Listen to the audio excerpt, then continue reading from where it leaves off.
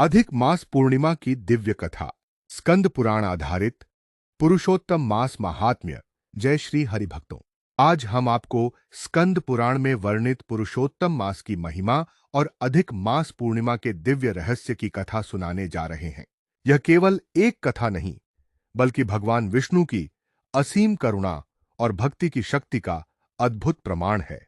भक्तों, सृष्टि की रचना के समय भगवान ने वर्ष को 12 महीनों में विभाजित किया। प्रत्येक महीने को एक विशेष स्थान और महत्व प्राप्त हुआ, किंतु समय की गणना में एक अतिरिक्त मास उत्पन्न हुआ। इस मास का कोई स्वामी नहीं था। इसी कारण सभी लोग उसे तिरस्कार की दृष्टि से देखने लगे। लोग उसे मलमास कहकर पुकारते थे। जहां अन्य महीनों में विवाह, यज्ञ, गृह प्रवेश और मांगलिक कार्य होते थे, वहीं इस मास में ऐसे कार्य वर्जित माने जाते थे। यह सब देखकर वह मास अत्यंत दुखी हो गया। अपमान और पीड़ा से भरा हुआ वह ब्रह्मलोक गया। उसने ब्रह्मा जी से अपनी व्यथा कही, किंतु ब्रह्मा जी ने कहा, हे मास, यह समस्या मेरे अधिकार से बाहर है। तुम्हें भगवान विष्णु की शरण में जाना चाहिए। तब वह मास देवलोकों को पार करता हुआ वैकुंठ धाम पहुंचा। वहां उसने भगवान श्रीहरि के चरणों में गिरकर करुण स्वर में कहा, हे प्रभु, संसार में मेरा कोई सम्मान नहीं करता। सब मुझे अशुभ और त्याज्य मानते हैं। मेरा कोई स्वामी नहीं है। मैं किसकी शरण लूं? भगवान विष्णु ने उसकी व्यथा सुनी। उनका हृदय करुणा से भर उठा। उन्होंने उस दुखी मास को उठाया और अपने समीप बैठाया। फिर भगवान ने कहा, हे मास, आज से तुम अकेले नहीं हो।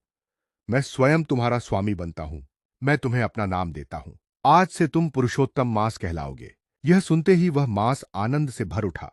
भगवान ने आगे कहा, जो फल मनुष्य वर्षों की तपस्या से प्राप्त करता है, वही फल पुरुषोत्तम मास में श्रद्धापूर्वक किए गए जप, तप, दान और भक्ति से प्राप्त कर सकता है। जो भक्त इस मास में मेरा स्मरण करेगा, मैं उसकी विशेष रक्षा करूंगा।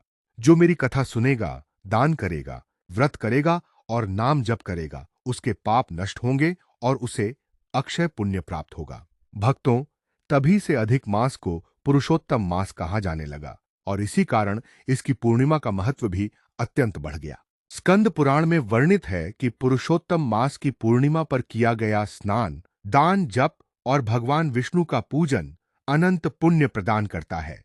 कहा गया है कि इस दिन प्रातः काल स्नान करके भगवान विष्णु, माता लक्ष्मी और तुलसी जी की पूजा करनी चाहिए। दीपदान करना चाहिए, अन्नदान करना चाहिए और यथाशक्ति जरूरतमंदों की सहायता करनी चाहिए।